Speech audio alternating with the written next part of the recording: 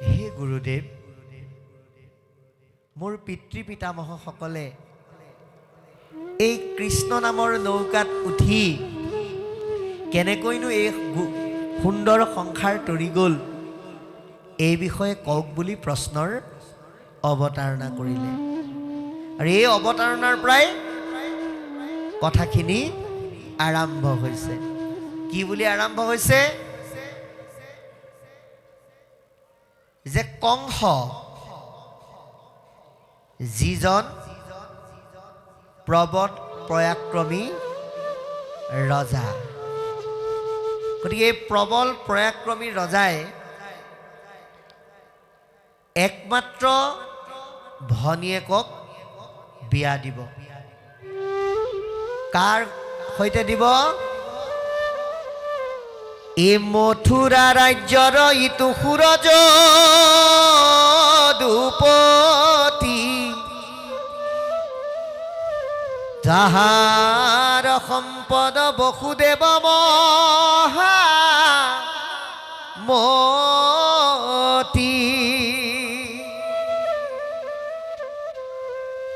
গতিকে সেই সুৰ যদুপতিৰ সম্বন্ধীয় বংশৰ সুন্দৰ এজন সুঠাম যুৱক, যাৰ নাম বসুদেৱ, তেওঁলৈ দৈৱকী আইগৰাকীক বিবাহ দিবৰ কাৰণে যোগাৰ কৰিছে। কি যোগাৰ কৰিলে? যে 400,000তকৈও অধিক হাতী, ঘোঁৰা, দাস দাসী সকলো ফালৰ পৰা সা সম্পত্তিৰে ভৰাই নিজে দৈৱকীক বিয়া দিবলৈ গৈছে। আৰু বিয়া দিবলৈ যাওঁতে ঘোঁৰাৰ লেকাম তেওঁ নিজেই ধৰি গৈছে। ও ঘোঁৰা ডংকাই যাই কংস আকাশী পথত, শুনিলন্ত বাণীটো যাহন্তে ৰথত। হে ৰাম যাক লয়া যাৱ কংস, শুনৰে অজ্ঞান, যাহাৰ অষ্টম পুত্ৰে তুৰলৈবে প্ৰাণ। কি বুলি ক'লে? কংসৰ চিন্তাবিলাকক বুজিবৰ কাৰণে আজি ভাগৱতে আমাক দশমৰ আৰম্ভণিতে ক'লে যে যদি আপোনাৰ চিন্তাবিলাক যদি কংসমুখী হয়, আপুনি যদি ভাবে বস্তুবিলাক চব মই গোটাইছোঁ, মই কৰিছোঁ, মোৰ দ্বাৰা হৈছে, অহংকাৰে পৰিপূৰ্ণ হৈ থকা সম্পদ কেতিয়াও কৃষ্ণই গ্ৰহণ নকৰে। ইয়াক বুজাবৰ কাৰণেই, কাৰণ কংসই কৈছে মোৰ চিন্তা নাই, মোৰ ঢেৰ বস্তু আছে, গতিকে মই মোৰ একমাত্ৰ ভনীক কোনো অভাৱ দুখ দুৰ্দশাত নপৰাকৈ মই বিয়া দিম নিজে। এই মই আৰু মোৰ অহংকাৰেৰে লেতেৰা হৈ থকা সম্পদবিলাক যে কৃষ্ণই গ্ৰহণ নকৰে, তাক বুজাবৰ কাৰণে বাটতে আকাশী বাণী শুনিলে। হেৰো মূৰ্খ কংস, তই যে এই সা সম্পত্তিবিলাক তই মই আৰু মোৰ বুলি কৈ পেলাই প্ৰকাশ কৰি অহংকাৰ কৰিছ, তই নিজক এবাৰ সোধ, তই তই নিজেই তই তোৰ হয়নে নহয়? গতিকে যিসকল অকিঞ্চন দুৰাচাৰী, যিসকল মহাপাপী, যিসকলে অহংকাৰত মত্ত হৈ থাকে, তেওঁলোকে আটাইতকৈ ভয় কৰে মৃত্যুলৈ। গতিকে মৃত্যুৰ কথা যেতিয়া আহি যায়, তেতিয়া সেইজন ব্যক্তি যিকোনো পৰ্যায়লৈকে যাব পাৰে।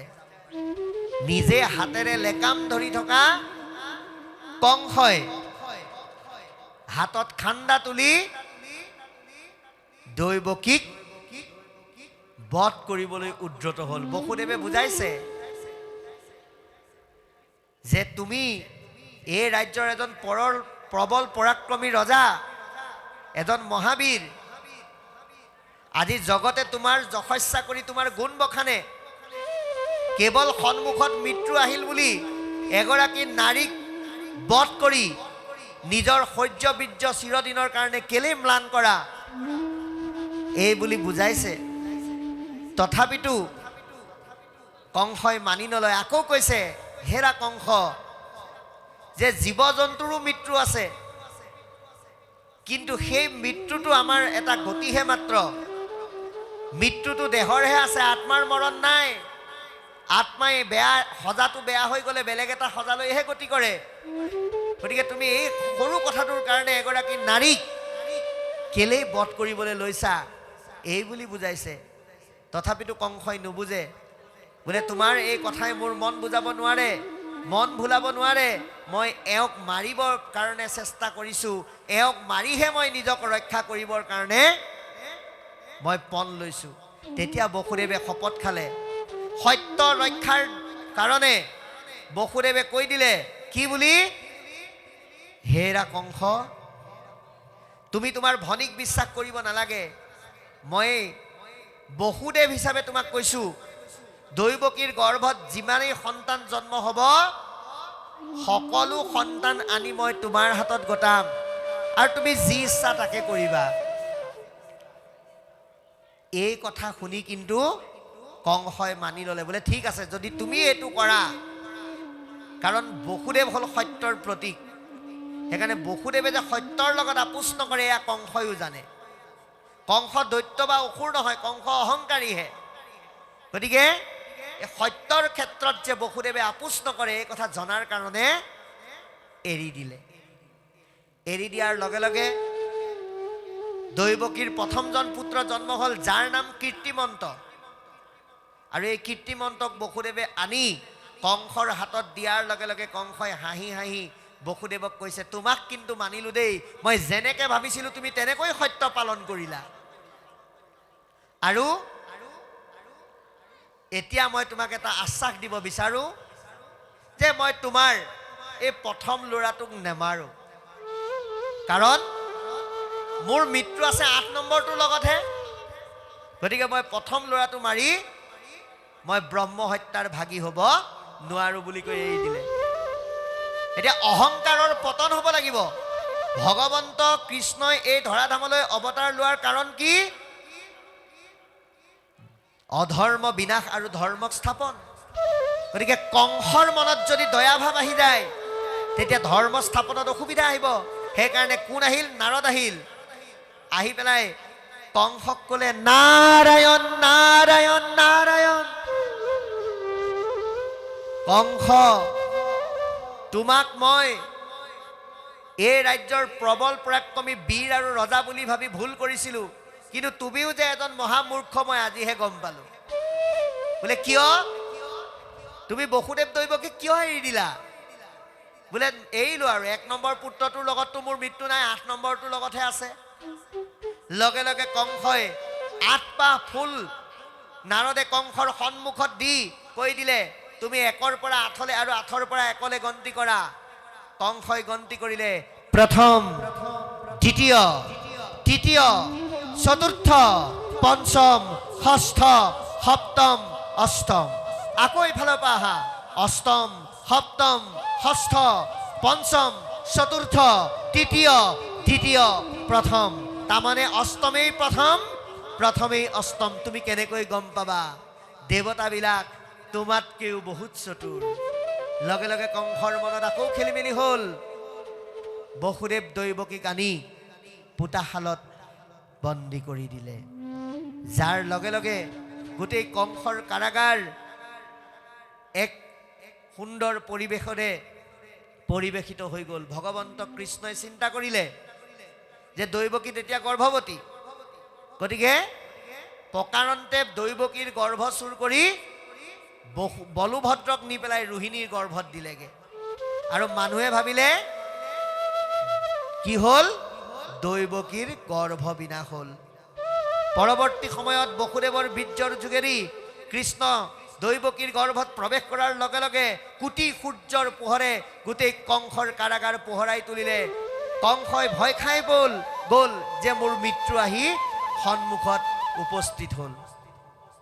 আৰু এনেকৈ নানান কাৰ্য কৰাৰ লগে লগে দেৱতাসকলে প্ৰাৰ্থনা কৰিলে, হে প্ৰভু, তোমাৰ চৰণত কাকুতি কৰি মাতিছোঁ, চিৰেই তুমি আহি ইয়াত অৱতাৰ ধাৰণ কৰা।